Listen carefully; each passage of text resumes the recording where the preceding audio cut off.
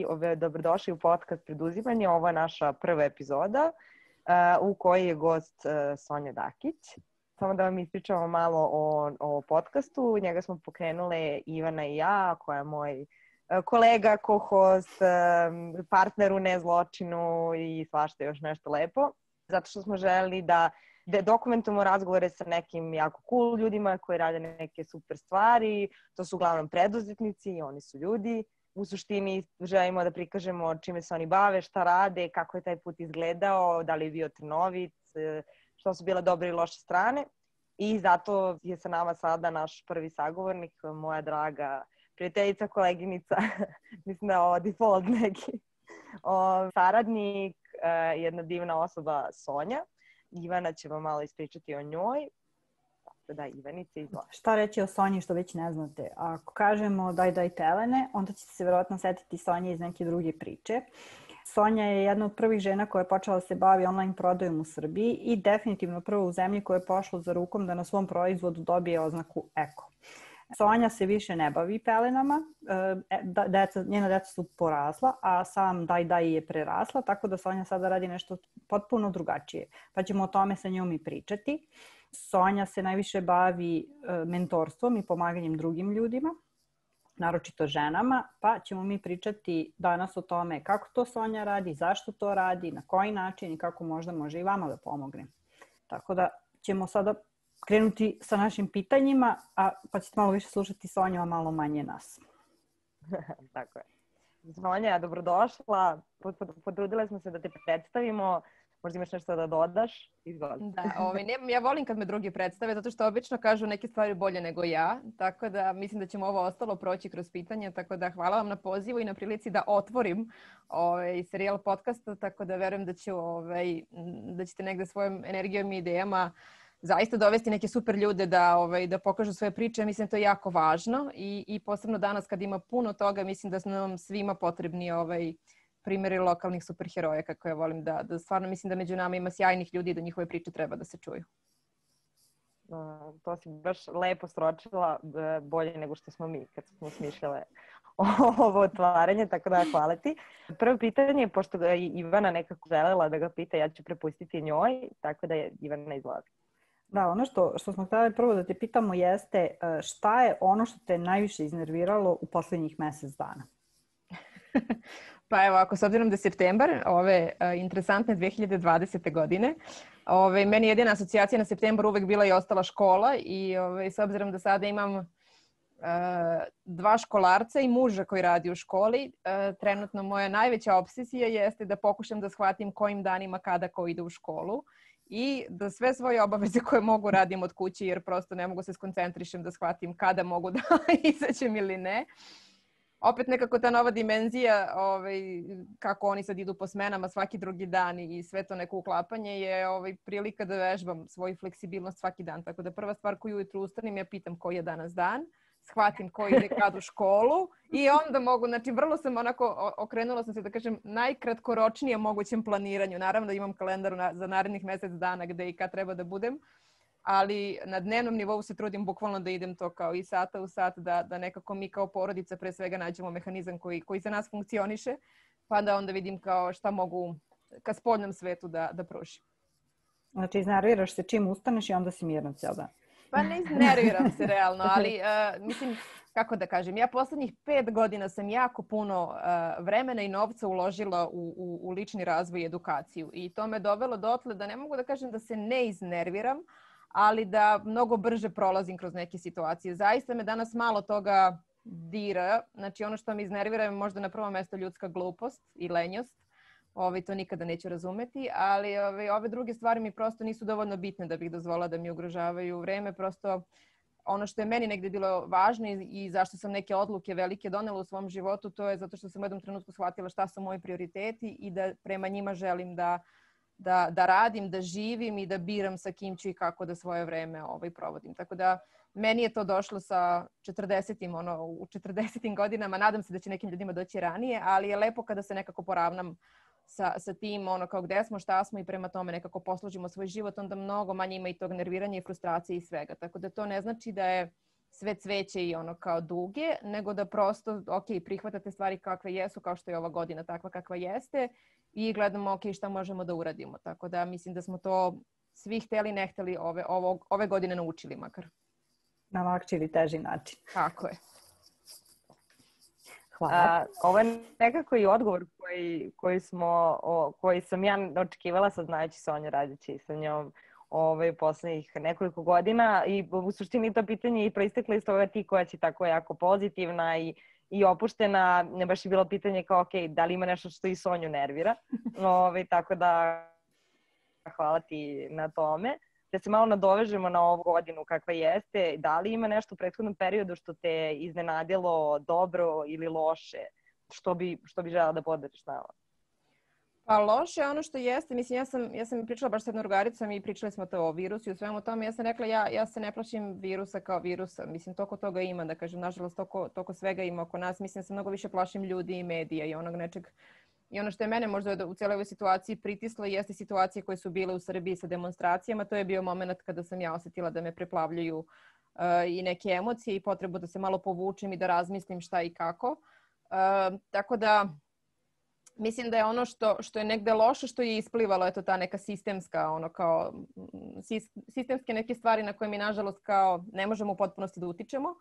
Ono što je dobro, što su se ljudi više okrenuli sebi, svojoj porodici, prijateljima, odlascima u prirodu. Znači nekako, mislim da mi u Srbiji imamo taj gen da kada nas neko malo pritisne, mi onda bolje radimo. Znači isto kao što smo za vreme bombardovanja bili mnogo saosećajniji jedni prema drugima, pokazivali više razumevanja i spremnosti da pomognemo, a u normalnim situacijama to prosto ne vidimo potrebu za tim. Tako je ovo neka situacija gde smo kao bili izolovani i upućeni na to da negde ostanemo kući, da ne znam šta, da se svedemo na neki minimum svojih potreba i kretanja. Zapravo je gomila ljudi iskoristila da preispita neke svoje, ko naravno može, okolnosti životne i da se prema tome prilagodi. Tako da imam puno prijatelja koji su spakovali svoju decu i otišli, bili van grada i to im je prijelo, imali su neki drugačiji ritam i život. Tako da mislim da nam je ovo donelo neku novu perspektivu pre svega i pokazalo nam zašto treba da budemo fleksibilni i šta je neko pravilo, znači šta je neki ultimativni test koji odlučuje kakav će kod izađe iz ovoga. Znači koliko smo spremni da promenimo neke stvari koje smo uzimali zdravo za gotovo. Kako si ti uspela svoju porodicu da organizuješ za ovo vreme, sada u prethodnih 6 meseci i koliko je to uticalo na tvoj posao? Pa ja sam sticajem okolnosti odlučila da moj posao prebacim online pre nego što se cijela situacija sa COVID-om desila. Znači ja sam negde pre godinu dana odlučila da svoj mentorski program koji imam prebacim na online, jer sam već imala žene koje nisu bile u Beogradu, koje su želele da ga prate i ovu godinu sam tome najviše posvetila. Kada je počelo, da kažem, to zatvaranje i kada smo bili u karantinu, sve to, moj muž mi je rekao kako meni ta cijela situacija ide potpuno na ruku, jer su neki projekti koji su mogli da se dese na proleće su zapravo bili otkazani ili smo ih radili od kuće, ali većina toga je stala. Tako da se meni super otvorio prostor da ja radim na onome što želim, što sam htjela i da svo svoje vreme uložim. Tako da je meni ova godina generalno stvarno bila dobra. Znači bile su, sad kreću opet neki novi projekti kojih sam deo i ja nekako zaista zadnjih 3 godine se osjećam pre svega beskrajno zahvalno na prilici da radim to što radim. I dalje imam nekad moment kada sednem i radim, ne znam, prezentaciju ili neki materijal i dalje pomislim, Bože, zamisli, ovo je sada moj posao. Znači to je bilo nešto gdje sam ja stvarno osjećala da mogu da doprinesem i jako me energetski onako punilo i sada je to zapravo ono što ja radim svaki dan kao posao. Tako da ja nemam ništa što se negativno odrazilo. Nažalost, neke industrije su mnogo gore prošle, ali mislim da je za njih to isto bila prilika da inoviraju neke svoje biznis modele, usluge, da malo istraže kome mogu da se obrate i negde sam i tu videla priliku da sa onim što znam i sa nekim alatima koje koristim, sa nekim edukacijama koje sam prošla, mogu da pomognem upravo to i njima da nekako drugačije sagledaju to kako stvari funkcioniše. Jer mislim, ništa nije uklesano u kamenu, ništa danas nije više sigurno i prosto mislim da nas se cijela COVID situacija samo pogurala u neku digitalizaciju koja neminovno dolazi. Sad samo pitanje šta je ono što želimo da ostane, gde ostavljamo taj neki ljudski pristup, kontakt 1 na 1 gde nam je to bitno, a šta su neke stvari koje možemo da automatizujemo, servisiramo i prepustimo, ne znam, mašinama da rade umjesto nas. Mislim, evo ja sam danas baš išla da se raspitam, neke knjige sam naručivala iz Britanije i i kasne mi. Jedna knjiga mi je stigla, dve nisu stigle već 15 dana i kapiram da su negdje izgubljene i njihova vrednost je nekih, ne znam, 25-30 eura, ali sam ja prosto išla u poštu da pitam da li mogu bilo što da uradim da ih potražim. I onda su mi oni objasnili kako siroti radnici carine imaju jako puno paketa. To su džakovi i oni to ne mogu da stignu sve da pregledaju i to je tamo negde. Ja sam bila u fazonu, vas će sve roboti da zamene i onda će to da funkcioniše. Znači, tako da prosto, da kažem, neke stvari koje ne rade, postoji način kako možemo da ih rešimo. I ako nemamo dovoljno ljudi koji će da razvrstavaju poštu, koju, Bogu hvala, mi danas možemo da poručujemo iz celog sveta, kao dosegli smo taj nivo kao razvoja Srbije, onda definitivno to treba da se digitalizuje, da se svede na kao bar kod čitače, robote koje će to da razmeštaju i eventualno poštare koje će to da raznose ili nas koji ćemo idemo da preuzimamo negde te pošiljke. Znači, ali to je prosto promena koja dolazi. Pitanje je samo ko je od nas toga svestan i ko će da bude okej sa tim, a ko će da sedi u ćošku i da se buni i duri, znači kao malo dete. Sad u istraživanju za ovaj naš podcast, Ivana i ja smo slušale naravno tvoje gostovanje u Pojačalu, koje je fenomenalno. I meni je nekako za uho zapalo nešto što je u suštini meni dosta bitno, a to je da si ti pričala između ostalog kako kada ste pokretale Daj, niste znale ništa i to je dovelo do toga da vi u suštini svima trubite o tome što radite i da je to zapravo dovelo do toga da se Daj možda i brže razvije i da dođete do nekih ljudi do kojih verovatno ne bi došli da niste na sva zvona pričali o tome što radite i tražile pomoć. I mislim da je to jedna od onako prvih zabluda vezana za preduzetništvo, da kada imaš ideju ne smiješ nikom da je kažeš i da moraš da je kriješ, da ti je neko ne ukrade. I meni se jako sviđa što si ti tada pričala o tome kako to zapravo nije tačno. Pa sam htjela da te pitam čisto za nekoga koji ima ideju, pored toga što treba o njoj da priča, šta je još bitno da bi se ta ideja zapravo realizovala ukratko? Ja znam da je ovo $1 million question, i da ima jako puno koraka, ali možda nešto što bi ti izdvojila da kao što je bilo presudno za vas da odlučite ili za ljude sa kojima ti radiš, preduzetnicima, kako od ideje do biznisa efektivno? Da, dosta stvari si spomenula, ja ću pokušati da sve obuhvatim, ali ajde na prvom mjestu da krenemo od ideja. Ja mislim da je ideja samo možda 10% potencijala za neki uspeh.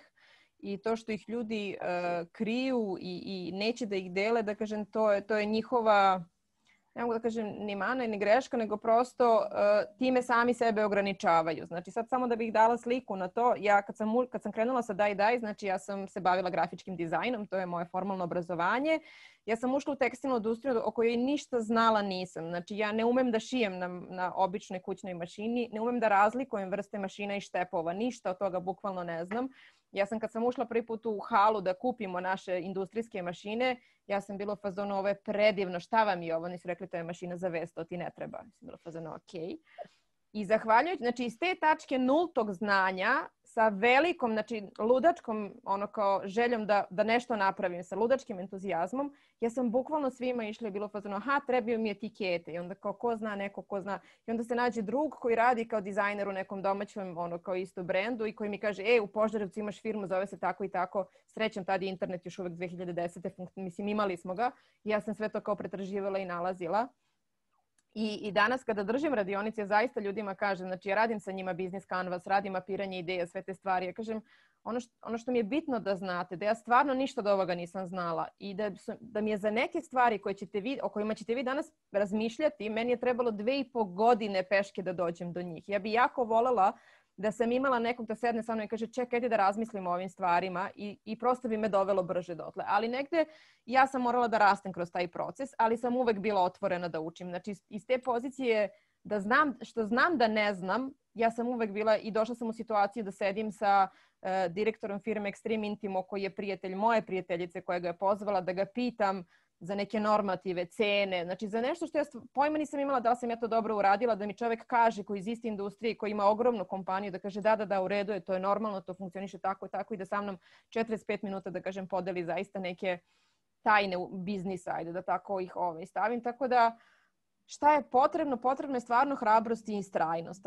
ako treba da se svedemo na neke stvari, jer nikad nije pitanje toga šta znamo, pitanje šta smo spremni da uradimo. I to je ono ključno. Znači, moje iskustvo u radu sa ljudima zadnjih 5 godina na razvoju njihovih ideja, mislim da ono ja otprilike sada kada mi neko uđe u program, ja mogu da procenim ko će da napravi neku priču, a kome će trebati ili jako puno vremena ili će prosto odustati. Pritom je meni sasvim okej da oni uđu da rade sa mnom i da u nekom momentu shvate da ne žele da razvijaju biznis od toga. Ja mislim da je to jako vredan uvid i da je super da to shvate sada, da ne žive u nekoj ideji životnoj, kao da to nisu radili, da se nisu usudili, da nešto su propustili zbog toga. Tako da mislim da vam neko skrati taj period kajanja i propitivanja zaista vredi.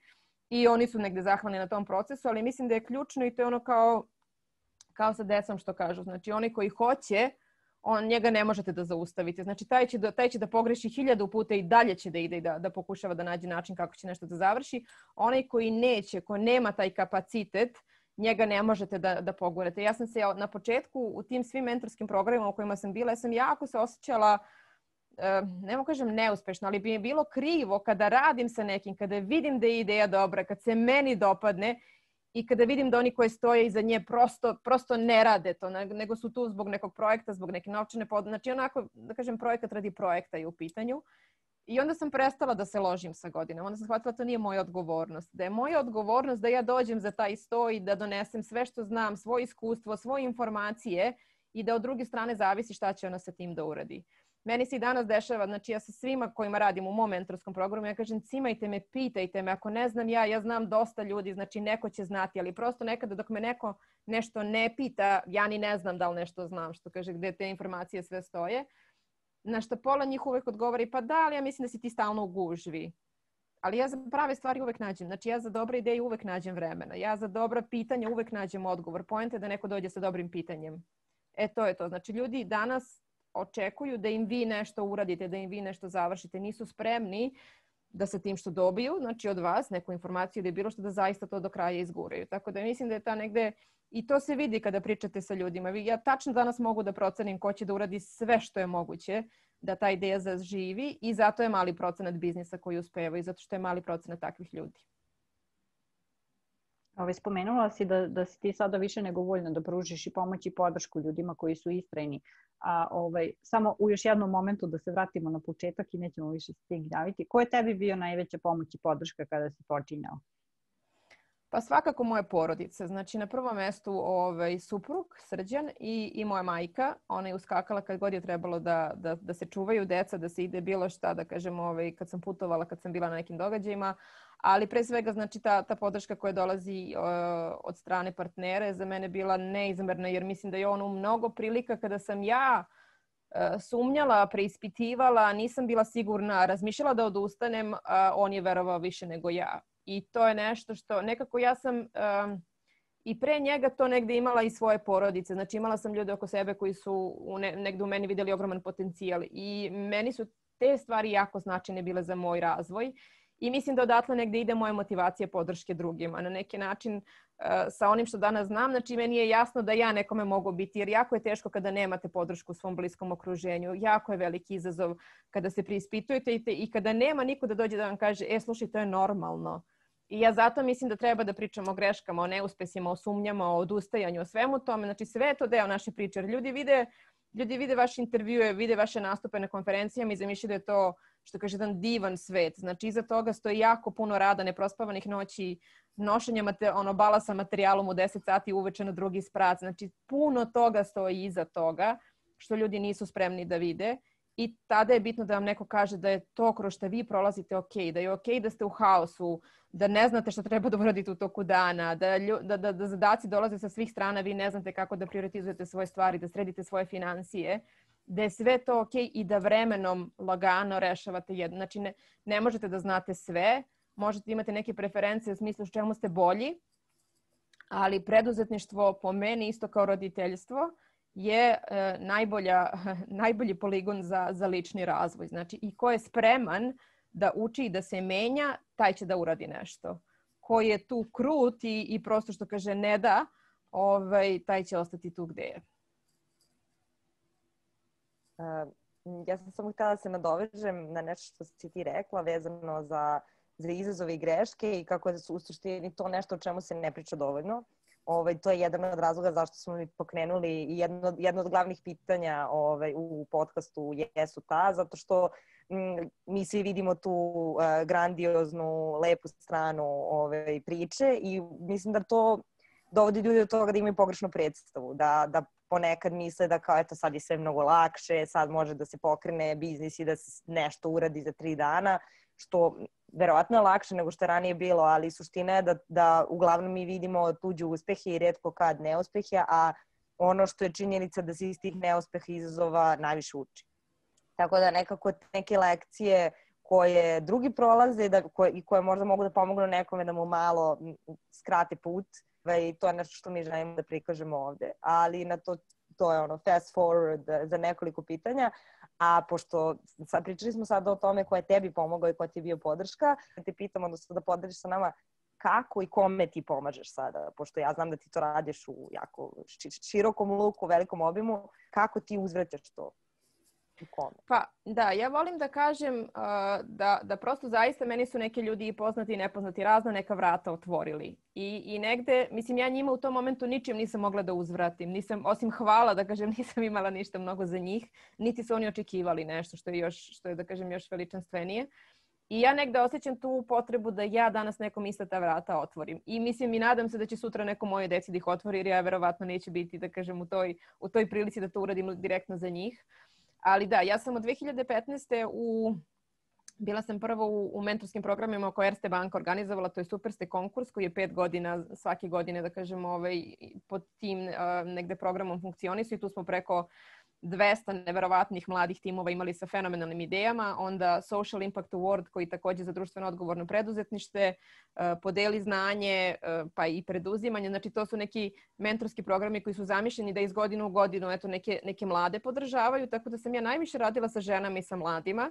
Sa ženama negde jer je moj biznis bio dosta okrenut mamama i one su me same pratile i negde one od njih koje su želele da pokrenu neki svoj biznis kada sam ja prešla više da se samo time bavim kada sam izašla iz Daj, negde su želele da rade sa mnom i da nastave. Tako da danas, osim što imam svoj mentorski program, znači koji traje 9 meseci, znači svake godine imam jednu generaciju biznisa sa kojima radim, bez obzira da li su u fazi razvoja ideje ili već rade, negde kroz tih 9 meseci prolazimo sve neke bitne elemente koje ja smatram iz svog iskustva za biznis, uključujući i lični razvoj i finansije i marketing, onako sve na tim nekim početnim temeljima, a pored toga i dalje radim sa organizacijama koje najviše posluju na nivou socijalnog ili društveno odgovornog preduzetništva. Znači to su za mene projekti koji su zaista, i to su ljudi koji stoje iza tih projekata, koji imaju neverovatne ideje, veru i želju da nešto promene i da nešto naprave dobro. Ja uvek kažem, znači u većini tih programa ja sam u početku pro bono, znači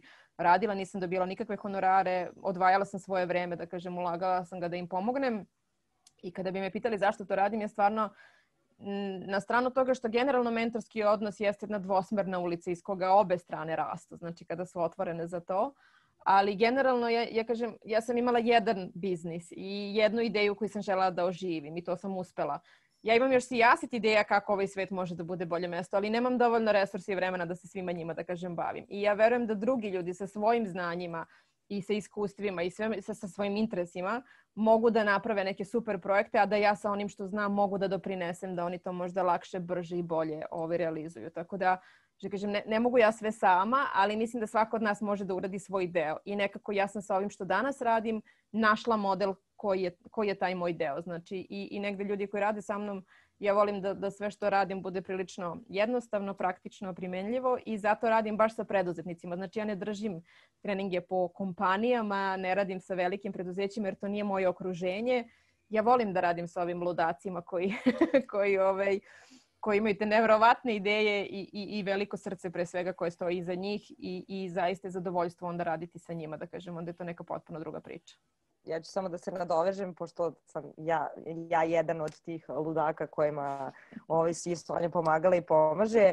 Pre godinu dana sam došla sa, malo više od godinu dana sad već, sam došla sa idejom i željom da pokrenem mentorski program za preduzetnice koji će zapravo dvojako da pomaže preduzetnicama koji imaju malo više iskustva, da one zapravo postanu mentorke, jer smo shvatile nekako da to one ne osjećaju da imaju dovoljno znanja i iskustva, a imaju ga, a sa druge strane da pomažu preduzetnicama koji su baš na početku, zato što su one dovoljno blizu sa iskustvom i znanjem da mogu da se povežu i da zapravo mogu da daju relevantne savete. I to je nešto što smo počeli u junu 2019. I dalje zvanično nije gotovo i dalje neke od tih odnosa traju. Malo nas je COVID situacija izbacila iz koloseka, ali u suštini je samo produžila nešto što je vrlo lepo i korisno i planiramo da to nastavimo da radimo. Sonja je tu bila esencijalni deo kao master mentor, moj partner i brainstormer i mentor takođe, tako da sam večno zahvalna i sreća što sam imala prilike i imam prilike dalje da radim sa tobom i nekako da uopšte širimo tu priču o mentorstvu i da je popularizujemo i da objasnimo zašto je bitna i da pokažemo svima da mentor može biti svako, zato što je samo bitno da podelite ono što znate i da nekako pomognete nekom drugom. Ne morate da imate 30 godina iskustva i neke zvanične titule, bitno je samo da je relevantno to što ste radili onome kome želite da pomognete. Samo sam želela da podelim taj deo malo svog iskustva. Hvala ti, Sonja. Da, pa mentorski odnos je nešto, meni se često jave ljudi koji, eto recimo kada odgledaju Pojačalo podcast ili nešto, da mi kažu ja sam sad prvi put čuo za mentorstvo kao tako i njima to uglavnom zvuči kao neki američki trend. I u fazonu nećemo mi to su Amerikanci smislili. A zapravo to zaista i potiče negdje iz školskog sistema da stariji đaci uče mlađe, zato što prosto lakše se znanje prenosi kada je taj jaz godina manji. Znači ja ne mogu svojoj deci sa 30 godina razlike života neke stvari da prenesem onako kako to može neko ko je njima mnogo bliži 5-6 godina stariji. Kod mentora zaista jeste to bitno i mislim da je to prostor za edukaciju. Da kažemo, ok, dovoljno je da 2-3 godine budete ispred nekog u nečemu i da imate neko znanje. Znači, to ne znači da vi morate biti ekspert toga. Meni kada, skoro su mi za neko predavanje, su me najavili kao eksperta, ja sam bila fotno ne. Kao meni je to, znači meni je to kao nagrada za životno delo. Znači, kao pred kraj života kada ti ono što kaže zalepe titulu, tako da ja sam fazonu, ja još uvek učim i svaki dan čitam i dalje se, da kažem, negde razvijam, tako da mislim da je to negde životni proces. Ali je poenta da u svakom momentu ima neko ko zna manje od nas, ima neko ko zna više od nas. I mislim da je naša dužnost da kao što razvijamo sebe i učimo od nekoga koji je ispred nas, isto tako deo znanja prenosimo dalje. Tako da to meni se dopada što je to negde postalo trend i što više ljudi vidi to kao priliku. Samo je bitno odvojiti te titule u smislu šta je ekspert, šta je konsultant, šta je mentor, šta je coach. Znači da ljudi shvate šta zapravo. Nekada je mentor samo nekog s kim ćete se ispričati, ko će vas vidjeti i reći ok je. Znači ne mora da bude vaša psihološka podrška, znači, ali neko ko će napraviti prostor da vas vidi i čuje i da vam to prosto znači. Eto. Dakle, onda je to neka tvoja definicija mentora, neko ko je tu za vas, da vas podstakne, da vas motiviše da radite dalje ili imate nešto?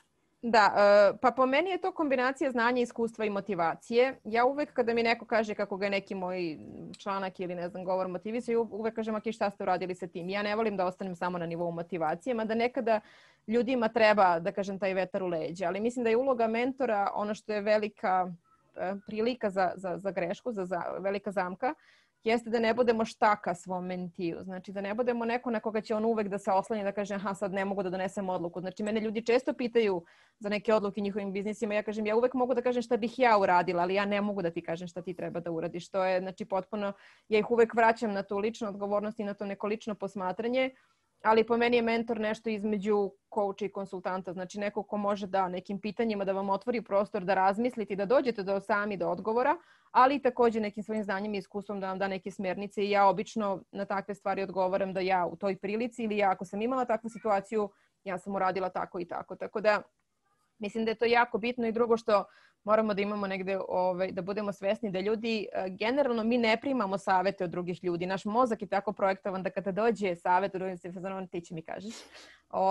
Ali zato su recimo pitanja jako moćna i zato vi kada postavite pitanje osobi i ostavite ga tako sa 2-3 pitanja, mi zapravo naš mozak treniramo da nađe odgovor. Naš mozak je kao GPS. Ako mu postavite pravo pitanje, on će tražiti odgovor. Znači, poenta je samo da to bude kako treba formulisano i da gađa pravu metu. Tako da to su te neke tehnike koje znače i negde ono šta je ideja bila Milanina, a ja sam negde se uključila to sa preduzimanjem, jeste da zaista svako može da osvesti u sebi svog mentora ako osjeća potrebu, a većina ljudi osjeća potrebu da doprinese, da pomogne drugima. Samo da vidimo i zapravo ono što smo negdje dobijali kao povratnu informaciju od svih učesnica, koliko im je sam taj prostor za razgovor značio. Znači čak i kada nisu imali negdje možda tačno određen cilj, iako smo ih mi usmeravali da imaju neku temu na kojoj rade, ali to da znaju da nekome mogu da se obrati i da kažu bila mi je teška nedelja i ona kaže znam, baš je bilo naporno i da ti si u fazonu da zaista kroz sve te emocije prođeš i da kažeš u redu je. Jer živimo u vremenu kada sve što se prikazuje napolju je prelepo retuširano i prenaglašeno i onda kada se ne osjećamo u skladu sa tim, onda mi mislimo da smo pokvareni, da nešto nije u redu sa nama. Zapravo smo potpuno normalna ljudska bića. Pomenula si sada isto i da ste ti i Milena radile sa ženama preduzetnicama i pomenula si također da su žene negdje bile tvoja primarna i ciljna grupa i da si sa njima najviše krenula da radiš i oko daj priče. Zašto si nastavila da radiš sa ženama? Mislim, primarno sa ženama, pošto nisu muškarci isključeni iz cijele priče, ali su nekako dame tu bitne. Nisu isključeni, mada su počeli da mi pišu, pošto ja pišem newsletter svakog petka i onda su počeli i obraćam se ženskom rodu, jer pišem tako i većina mojih, čitalaca su žene. Onda su počeli par muškaraca mi se javilo da mi kaže da ako baš im nije nekako, ako bi mogla to nekako da prilagodim. Što je bio izazov recimo kad sam svoj priručnik isto pisala, ali nisam ih ja birala, one su prosto došle do mene jer mislim da negde ja komunicirajući to je neki svoj lični put, neki od njih su se prepoznali, to im negde znači. Ja ne mogu sad da kažem da imam jasnu strategiju šta i kako. Moja jedina strategija je da u svemu što radim budem pre svega u skladu sa sobom, znači da to radim iskreno, transparentno i da će pravi ljudi doći. Tako da žene generalno mislim da ima puno prostora da radimo bolje i da danas imamo taj teret da nešto moramo sve, da moramo da imamo porodicu, da treba da budemo i poslovno ostvarene, da treba da budemo i od svih toga šta mi treba, mi u nekom momentu prokuvamo kao ekspres lonac i mislim da zato više nego ikad treba prosto da otvorimo prostor gde će svako od nas da razmisli stvarno u svakom trenutku svog života sa čim je okej, a sa čim nije okej i da manje osuđujemo, jedno drugo više podržavamo i sve te različitosti koje nosimo. Znači, tako da sticajem okolnosti ja sam postala majka i preduzetnica u istom trenutku, jedno je vodilo ka drugom i nekako ta dva puta su meni veoma slična. I onda kada naiđem na mamu koja ima decu i želi da pokrene nešto svoje i kada mene vidi, ona prosto pomisli ok, ako je ona mogla, mogu i ja. I to je negde moja ideja kroz sve što radim, da stvarno sve što hoćemo možemo, samo treba da nađemo model koji će za nas da funkcioniše. Znači nema jednog univerzalnog recepta, sad ja vam kažem, slušaj, uradiš ova 3 koraka, ja ti garantujem. Ne, ja opet kažem, samo mogu da podelim moje iskustvo ljudi sa kojima radim, da otvorim nekome širu perspektivu i da mu ponudim više opcija i da onda svaka osoba za sebe u skladu sa svojim životom osmisli kako ona želi da to izgleda za nju. Znači, tako da mislim da je osnovna negde možda uloga mentora upravo ta šira perspektiva koju donosi. Znači da do svakog cilja nađemo više puta i da vidimo šta najbolje, znači da osoba može da osjeti šta za nju najbolje radi. Tako da to je ono negde danas što mislim da je jako bitno ljudi da skapiraju, kao da izađu iz tih svojih... Mislim, mene kad god su pitali šta je meni bilo najveća prepreka na putu u razvoju biznisa, ja sam uvijek rekla ja sama sebi. Ja nisam imala drugu prepreku. Znači sve što sam zamislila da uradim ili sam pomislila samo kako bi bilo lepo da učestvujemo u nekom konkursu, da dobijemo neku podršku, meni se sve to otvaralo, da kažem. Ali kada sam ja sebi stavila granicu i rekla ovo je previše za mene ili ja ovo ne mogu, tu sam ostala. Dok nisam bila spremna da napravim sljedeći korak. I to je ono što ja kažem, to je negde, da kažem, i ono rečenica sa kojom se svaka moja prezentacija završava, to je da mi stvarno ćemo u životu i u poslu, u svemu što radimo, stići onoliko daleko koliko smo spremni da idemo i samo od nas zavisi. Nema veze s našim obrazovanjem, poreklom, novčanim statusom, ničim. Ima veze sa tim koju priču sebi pričamo. Sada si pomenula nešto što je bilo moje sledeće pitanje, to je bilo šta je neki najveći izazovi. Jako, mislim, taj odgovor je fenomenalan zato što nekako mislim da se svi u tome prepoznajemo kao prepreke sami sebi. I mene zanima šta je neka, sad opet kao super je da greške posmatramo kao lekcije, pa mogu da te pitam šta je neka najveća lekcija koju si ti naučila, ali me zanima u suštini gde misliš da te je neka greška najbolje naučila nečemu. Da, pa meni je baš teško da percipiram stvari kao greške zadnjih godina. Nekako ih sve vidim kao prilike više. I naučila sam vremenom da im se, da izazove koji dolaze, da baš onako prihvatam širokogrudo jer kapiram da ću iz njih da porastem. Ja kad pogledam razvojni put Dajdaja koji mu grešila i nekako iako sam razvijala neke različite scenarije kako sam mogla da izađem iz te priče, iako se nijedna od tih priča koje sam ja razvijala nije desila, na kraju se sve desilo kako treba. I mislim da je to negde i naša prilika da odredimo na šta možemo da utičemo, a na šta ne i koliko sebe, da kažem, koliko sa sobom vladamo. Tako da greške kao takve, ne znam, ja se trudim i svojoj deci da ne percipiraju grešku. Recimo, tu mi je bilo interesantno jedna od američkih preduzetnica Sara Blakely koja je uspešna, ona je jedna od prvih milijarderki koja je sama napravila svoje bogatstvo sa svojim firmom Spanx u stvari. Ona je pričala kako kad je bila mala, nju i brata je tata stalno pitao šta ste ove nedelje pogrešili. I oni su bukvalno slavili svoje greške i kada ne bi imali šta da kažu, tata je bio kao potpuno razočaran. I kaže ona, ja sam tek godinama kasnije zapravo shvatila koliko nas je on programirao da greške prihvatamo kao deo puta i koliko zbog toga ja kad sam ušla u preduzetništvo, ja sam preko svega toga prelazila i samo sam smišljala šta je drugo. Ja sam kod sebe negde osvestila da je meni mama moja imala veliki uticaj na to, jer je ona žena koja je prosto šta god je bilo u životu, ona je to rešavala. Nikada nije pravila dramu oko toga, nikada nije, da kažem, upadala u to, nego je bilo u fazonu crkne nešto u kući, ona vadi šraf ciger i otvore. Kažem, kao šta radiš? Kao nemaš pojma da popraviš bojler. Ne, sad ćemo da vidimo, razumeš? I onda kao u većini slučajeva ti možeš da vidiš da li je neka žica ispala, zapalila se, znači i kao možeš da zaključiš na nekom nivou zdrave logike šta to može da bude ili da napraviš kuršlus. Ali sam ja shvatila da ja imam taj princip pronalaženja rešenja za probleme. I onda ljudi kojima to treba, da kažem, dođu kod mene, a oni koji to neće, oni koji hoće da ostanu u svojim problemima, ja njima ne odgovaram. Jer oni kad dođu kod mene, ja im kažem, evo uradi ovo, uradi ovo, uradi ovo. I oni ako ništa ne urade, to je to, razumeš? Ja ti dam nekoliko opcije i ako nisi spreman ni jednu od njih da probaš, onda nije problem, onda si ti.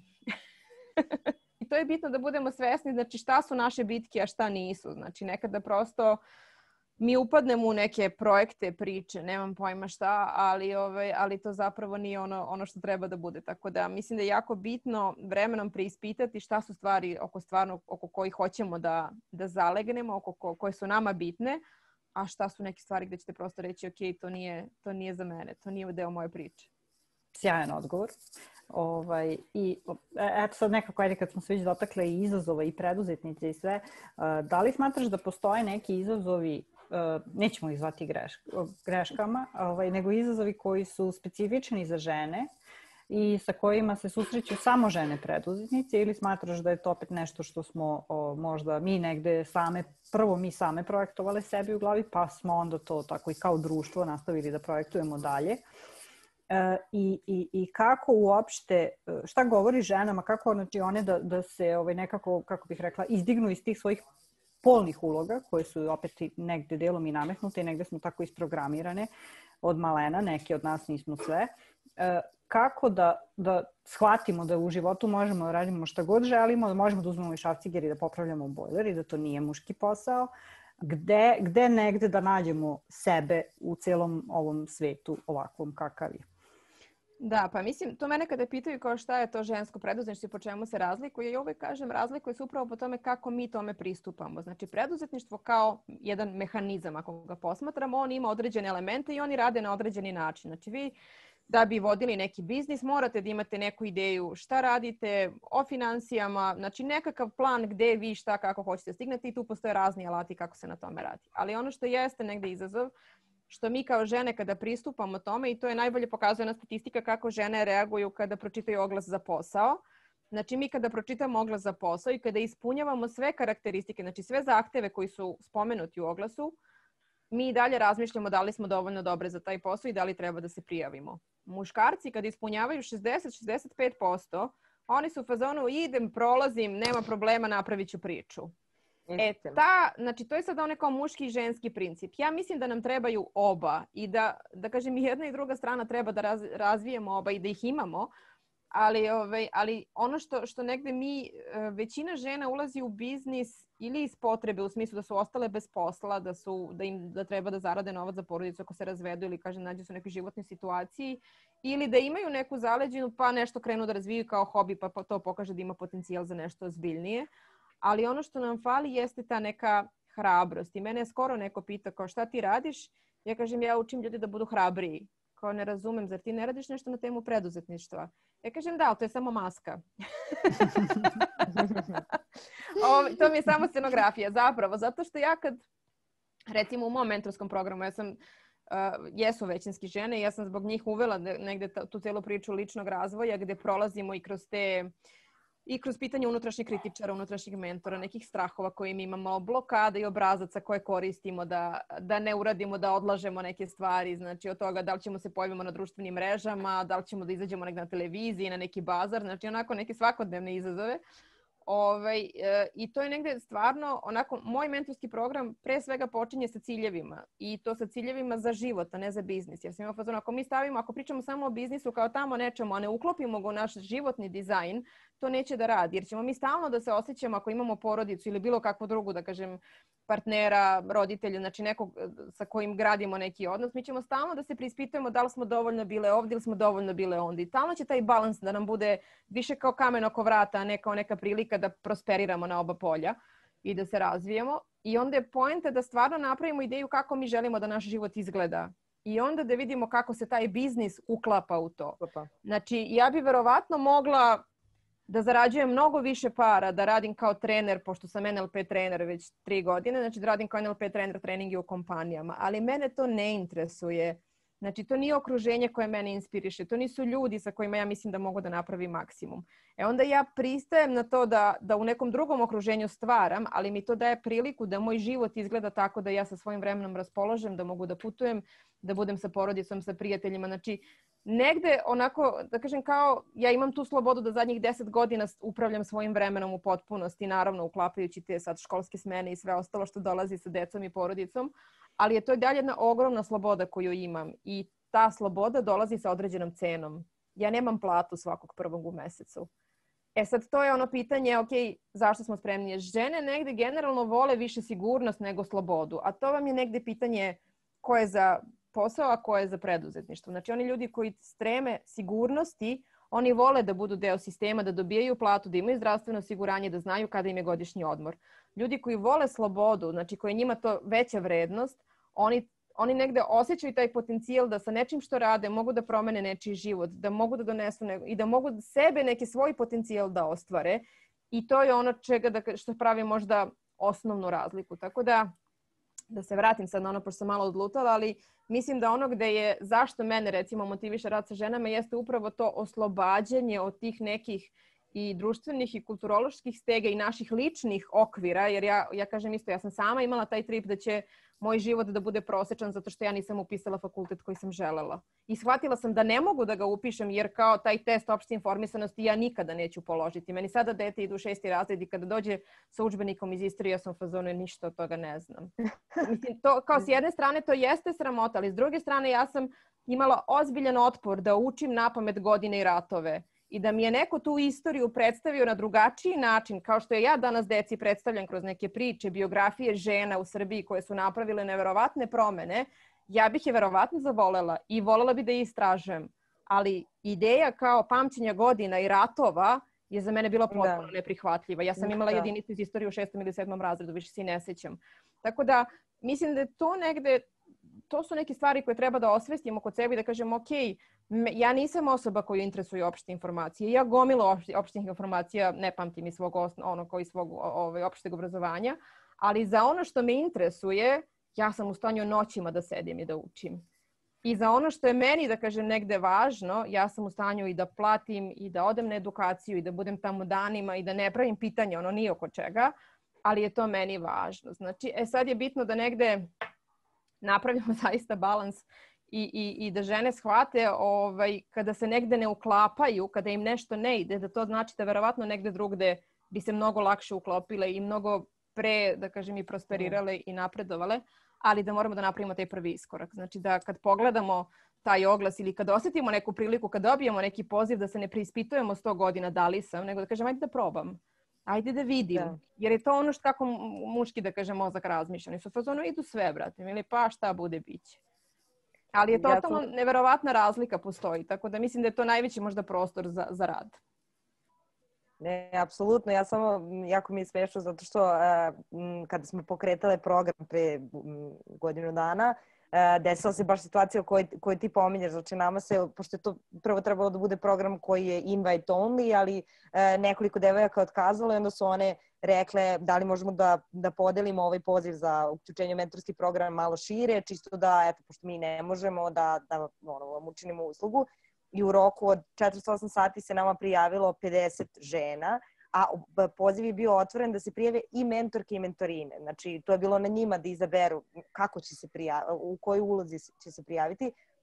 Od 50 prijava, 48 su bile prijave za mentije, odnosno za mentorine, a 2 su bile za mentorke. I onda sedele smo, Sonja i ja, i onda smo posle toga zvale one za koje mi znamo da imaju uspešne biznise i sebi, imaju dosta iskustva, imaju toliko toga da podele i objašnjavale im da one treba da budu mentorke. I u suštini je taj neki inicijalni pogur sa naše strane bio nešto što je njima reklo, aha, možda ja to mogu. Dok s druge strane sad iz iskustva rada sa preduzetnicima, koje imamo sve 3, malo drugačije to funkcioniše jer kod njih je više ona parola fake it till you make it i onda mislim što nije nužno loše, zapravo dobro, ali to je taj veliki kontrast koji postoji između polova, koji nije zato što smo mi različitog pola, nego zato što nam je različito okruženje, različito smo vaspitani. Tako da to nije nešto biološki, nego je nešto što nam društvo nameće i nešto na čemu svi mi radimo da se promeni. Tako da, Sonja, mislim da si savršeno to poentirala šta je u suštini taj neki izazov i ta neka slepa tačka kod žena i u suštini kako zbog toga i pristup njima koji ti sprovodiš, koje smo mi sprovodile na programu je malo drugačiji zato što je tu potrebno malo više rada na toj nekoj, na utišavanju tog ličnog kritičara i zapravo više vere u sebe. Tako je. I to neko osvešćivanje ličnih potencijala i dostignuća. Jer recimo kad radim s ljudima i kada pričamo, ne znam, koliko treba nešto da naplate ili kako treba da postaje, posebno kada je usluga, pa je to onako nešto što je neopipljivo, što kaže ne možete napraviti normativ za uslugu. I onda kad ih zamolim recimo da napišu na papiru sve edukacije koje su prošle, koliko godina, koliko novca su odložile, što na formalne, što na neformalne edukacije i kada stvarno vide ta neka životna dostignuća i prepreke koje su prevazišle, neki ljudi to prvi put u životu vide i u fazonu su vidi stvarno. Znači mi toliko lako podrazumevamo neke stvari preko kojih smo prešli jer smo stalno okrenuti sa tim šta nam još nedostaje i koja je još edukacija i koji je još sertifikat, ne shvatajući šta u ovom trenutku već znamo i kome sve s tim možemo da pomognemo. I ovaj tvoj primjer to za mentorke i mentorine apsolutno ilustruje to, ali također pokazuje negde, mislim ja iako danas radim kao mentor s njima, ja imam svog mentora sa kojim radim na svom dalje razvoju biznisa i svega. Znači ja imam prijateljice sa kojima se čujem i razmenjujem ideje, ciljeve, nacrte nekih programa i kao tražim neku povratnu informaciju i to je stvarno jedan proces koji nikada ne prestaje, ali je poenta da osvestimo gde smo sada, šta sve znamo, znači šta znam, šta mogu i šta sa tim ja mogu da pomognem nekom drugom. Znači da te mostove, da kažemo, mnogo više izgradimo između sebe. Hvala ti na divnom odgovoru. Samo da se nadovežemo onda na to, neki savjet preduzetnicima su opšti tvoji koji bi davala. Muškim i ženskim. Svima. I deči. Bez diskriminacije. Da, pa meni je to znači taj neki, šta bi bio univerzalan recept? Potraga za podrškom, svakako. Znači, ne morate sve sami. Ima danas više nego ikad i ti si to lepo na početku rekla, to sam htjela se nadovežem, pa evo sad prilike. Zašto je zadnjih 5-6 godina toliko se razvija mali biznis? Baš zato što su nam društvene mreže to dozvolile. Znači, internet i ceo naš ekosistem, da kažem to i kao online, je upravo dozvolio da vi dođete lakše da plasirate nešto. Znači, ja sam 97. počela da radim. Ja se sećam kada sam kontakte tražila u žutim stranicama, kada nije postojao Google, nije postojao Facebook i ostalo. I danas je stvarno sve mnogo dostupnije, ali samim tim je konkurencija veća. Znači samim tim ima više ljudi koji su se setili da nešto mogu da izbace i da vidimo šta će toga da bude. Tako da mislim da je negde ključna stvar preispitati šta je neka motivacija koja nas drži, znači zbog čega to nešto radimo i onda zaista realno sagledati, napraviti onu najklasičniju SWOT analizu ličnosti, reći u čemu sam dobar, šta znam, koji su moji talenti, koje ljude poznajem, a šta su stvari gdje i dalje treba da se razvijem. Znači ja sam znala da kao neko ko je završio dizajnersku školu, ja sa matematikom nisam stajala najbolje. Ja sam matematiku imala 2 godine u srednjoj školi. Znači to nam je razredna predavala 90. godina kad je škola bila onako malo, da kažem, pod znakom pitanja isto tako. Ja sam znala da ja sa financijama ne mogu da izađem na kraj, ali sam tražila, znači kroz razne greške koje sam pravila i mislila to, mi smo bili deo preduzeća, imali knjigovođu i svašta nešto, došla sam do toga da ja moram da nađem način da pratim financije u svom poslu. Ja sam sela i naučila taj Excel i rekla, ajde da vidimo šta je to. I na način na koji ja mogu da ga razumem, ja ću da napravim tabelu sa kojom ću da pratim ulaz, izlaz, gde je šta i da vidim kojim je proizvod najprodavaniji. Znači, meni niko to nije mogao da uradi umesto mene. Ja kad sam tako napravila sliku svog biznisa, ja sam onda iz toga mogla dalje da se planiram. I to su veštine koje svako treba da savladi. Da kaže, ja sam možda super na polju marketinga, ali da bi bio biznis, znači da bi vodio biznis, ja moram da razvijem neke druge stvari. I to je ona podela da li ste preduzetnik, da li ste menadžer, da li ste zaposleni. Znači kako ulazimo u taj, sa kojom idejom nas samih, s kojim identitetom ulazimo u to i da ako negde nismo dobri, onda ili to razvijamo ili prosto zapošljavamo nekoga ko će to da radi umjesto nas. I to je to. Znači onda sagledavamo šta je realno ono što ja imam. Znači kako kad imate alat u svojoj, ne znam, u svom koferu sa alatom, gledate šta imate i šta sa tim možete da uradite, a šta ćete da zajmite od komšije. Ili da pozovete komšiju da vam pomoći. Tako je. Tako da mislim, nema univerzalnog savjeta, kažem, osim to. Jasna slika zašto nešto radimo, šta znamo.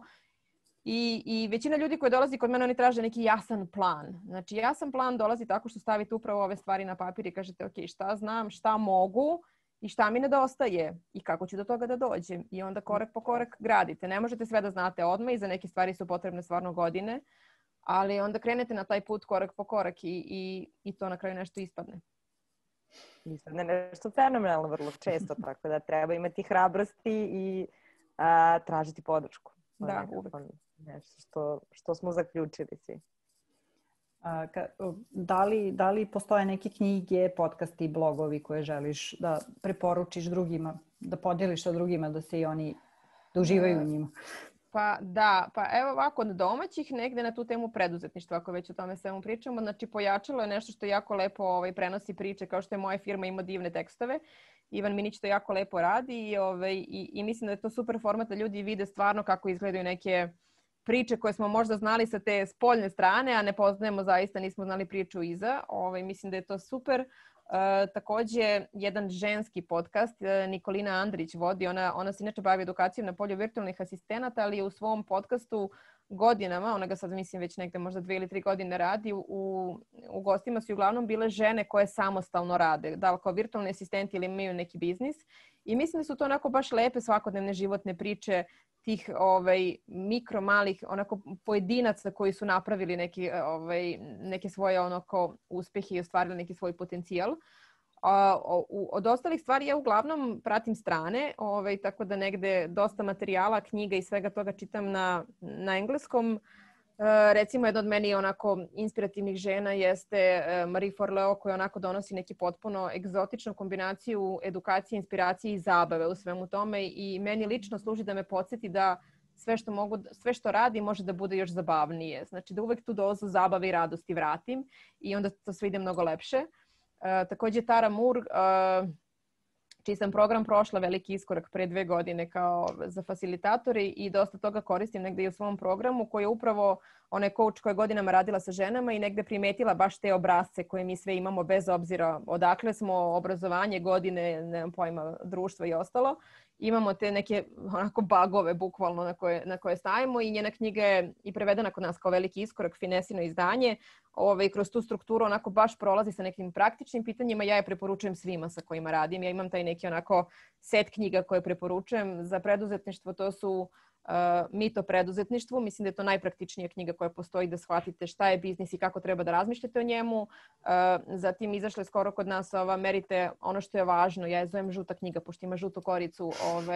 John Doerr koji je opisao zapravo tehniku postavljanja ciljeva i ključnih rezultata koju je Intel koristio. Znači to je baš kao postavljanje ciljeva u biznisu, mada je primenljivo naravno i na život. Kako da postavljate kao 3 cilja i koji su ključni rezultati, da nemamo te neke, kao sad imamo 50 ciljeva pa ne znamo čega ćemo pre da se prihvatimo, nego spuštamo se na malo realniji nivo i kako Intel zahvaljujući tome to integrisao kroz celu kompaniju. To je recimo interesantno onima koji stvarno rade u većim timovima, ali mislim da i za male sisteme može da donese neke nove uvide. A za moje ženske prijateljice, to su te knjige kao što je Veliki iskorak, Marie Forleo također prevedena je knjiga Njena sve rešivo, isto je finesino izdanje, Velika čarolija, recimo Elizabeth Gilbert. To su te neke knjige koje uvek kao prvo štivo preporučujem za susret sa tim nekim i za preispitivanje tog nekog ličnog potencijala i mislim da je to super početna pozicija za svakoga ko razmišlja uopšte kao šta sve može. A knjiga koju sam zadnju završila je 13 pravila mentalno jakih žena. Mislim da je tako prevedena kod nas. Interesantno je, ja sam je bukvalno kupila kad sam ja onako nešto letos bila između nekih stanja, onako malo sam bila poljuljana, što kaže umorna. I onda sam htjela da vidim, pošto isto je piše žena Amy Adams, nije Amy Adams, ali slično se nešto zove, sad mi je mozak stao. Ali kako se zove, Amy Morin, da, ona je iz neke lične svoje tragedije svog života naučila i psihoterapeut je kako da prevaziđe zaista te neke velike izazove, gubitke voljenih. I onda je obratila pažnju šta su te neke jednostavne navike koje mi na dnevnom nivou možemo da napravimo od toga da ne kritikujemo druge, do toga da slavimo svoje pobede. Znači to su zaista onako promjena ponašanja i svakodnevnih navika i pristupa životu koja dugoročno utiče na to kakav ćemo mi dojam da imamo o svemu što se dešava kod nas. I jedna od najboljih knjiga za praktičnu promjenu to su Atomske navike James Cleara koja je meni bukvalno kao udžbenik. Znači, to je knjiga koju sam krenula, pošto ja obično hvatam beleške kada čitam, ja sam krenula cijelo da pripisujem i onda sam bila u fazonu ne može. Pročitat ću je ponovo, ne vredi. Jer je toliko, mislim, to je njegova tema, on se toliko duboko bavi time kako, ako svaki dan 1% uradimo da nešto budemo bolji, da u nečemu budemo bolji, da li ćemo da ustanemo ranije, da li ćemo manje vremena da provedemo bleći na društvenim mrežama, pročitat ćemo 3 strane knjige, koliko se to akumulira i pravi razliku u našem životu. Znači, jer ljudi obično misle da je promjena sad nešto da moramo naopački da se izvrnemo. Nije. To je da danas krenete da radite 15 minuta vežbe i stezanja i da istrajete da ih radite narednih mjesec dana, 3 mjeseca i da osjetite da vam je dobro. I da onda to povećate na 30 minuta ili 40 ili koliko vam već prija. A mi krenemo od toga da vežbamo sat vremena i onda posle 3. dana nešto se dogodi i više nam se ne vežba ili se smorimo i onda se više nikada tome ne vratimo i odustanemo i kažemo to nije za mene. Ne razmišljajući da možda neki drugi model može da funkcioniše, možda druge vežbe, možda kraće da traju, možda da idem negde sa nekim što će da me povuče. Znači, imam gomilu drugarica koje trče, Milena trči isto maraton, kojima je to negde, da kažem, ono kao vibe koji im treba i to je rekreacija koju su našle za sebe. Tako da point je samo ostati otvoren za sve opcije i naći ono što radi za vas. Ja sam taman htjela da dam nekako završnu reč Ivani, pošto sam povedena naravno našim poznanstvom i svim stvarima koje smo radile zajedno. Ja nekako dosta pričala, ali moj zaključak je da uvek nakon bilo kojeg razgovora sa tobom se ja osjećam tako jako motivisano i poletno i već sad smišljam šta ću sve da čitam, gde ću se da idem, šta ću da radim, šta ću još da dodam na ovo, tako stvarno.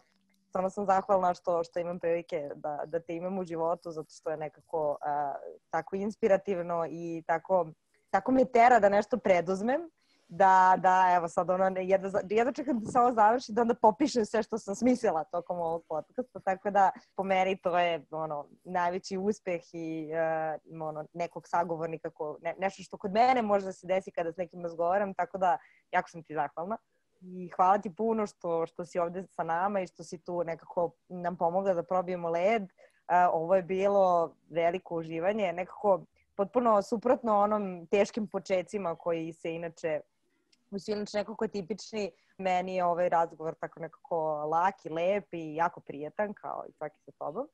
I sada ću predati završnu reč Ivani, pošto Ivana me nije čula kad sam rekla, ja sam se ovde dosta raspričala zato što se Sonja i ja znamo i onda me nekako dosta inspiriše da se ja tu uključim, tako da molim te. Pa meni je bilo zadovoljstvo da vas slušam i da slušam kako se nadopunjujete i da vam prosto postavim pitanja koje su mene zanimala, jer ja lično imam vrlo pomešano iskustvo u radu sa ženama i pošto sam bila na prvom Mileninom kampu preduzimanje 2018. onda se moja percepcija rada sa ženama skroz promenila. Tako da sam ja zahvalna Mileni na tome. A sada sam opet od Sonje gomilu nekih stvari i stavova s kojima se ja lično slažem i nekog puta, mislim, ajde sad, nisam toliko u preduzetničkim vodama da mogu da kažem da idem nekim istim putem, ali prosto nekako to je neka ta energija i to su neka slična razmišljanja. Tako da i meni bilo vrlo prijatno i svašta sam zanimljivo i novo čula, pogotovo ovaj spisak Sonjinih knjiga. Tako, definitivno ću nešto od toga pročitati. Tako da mi je bilo baš zadovoljstvo što je ovako sve fino prošlo. I nadam se da će biti i prilike da se uskoro vidimo i na nekoj kafi, onako uživo, pa da nastavimo. Da, ja se tamo uvek radujem. Znači, fizički susret je uvek, da kažem, jedna dimenzija više, tako da mislim da je to negde i ako pričamo to sad, mentorski program i podrška i sve to, uvek ta razmena uživo, kada ljudi shvate, znači kada se prvo usude da uđu u tako nešto i da se na neku ruku ogole i da kažu ja ovo ne znam, kao treba mi neka pomoć, ali ta energija i taj prostor koji se stvori za podršku ima neverovatnu moć da zaista čudo iz toga nastanu. Tako da zato mislim i hvala vam što ste otvorila još jedan prostor da se takve priče podele i da ih nadamo se bude sve više. A ono što bih htjela samo se nadovežem na temu preduzetništva, ja ne mislim da je preduzetništvo jedini način kako mi treba da ostvarimo svoje potencijale. Ja imam puno ljudi i prijatelja koji rade u korporacijama, u velikim sistemima i koji neverovatne projekte u njima uspevaju da naprave i da za koje zapravo vam treba veliki sistem. Tako da je meni mnogo drago da u takvim sistemima ima ljudi koji donose neke inovacije, smišljaju neke fantastične ideje i dobijaju podršku za njih i mislim da uvek treba da postoje i jedni i drugi i da negde razmenjujemo jer svako od svakog nešto može da nauči. Tako da trebaju nam i veliki sistemi i mali i bitno je da svako nađe svoje mesto gde se osjeća da može najviše da uradi. Tako je. Najbitnije je da osvestimo gde se mi osjećamo najbolje. Tako je. Tako, ništa. Hvala ti još jednom, Sonja. Nadam se da se vidimo još, da ćemo se još družiti. Možda ponovo u nekoj novoj epizodi, u nekoj novoj sezoni. Može. Jubilarno ili tako. Da. Može, dogovoreno. Uživaj u današnjem danu i hvala ti još jednom. Hvala vam, devojki, i srećno s projektom. Vidimo se. Hvala ti. Hvala. Ćao.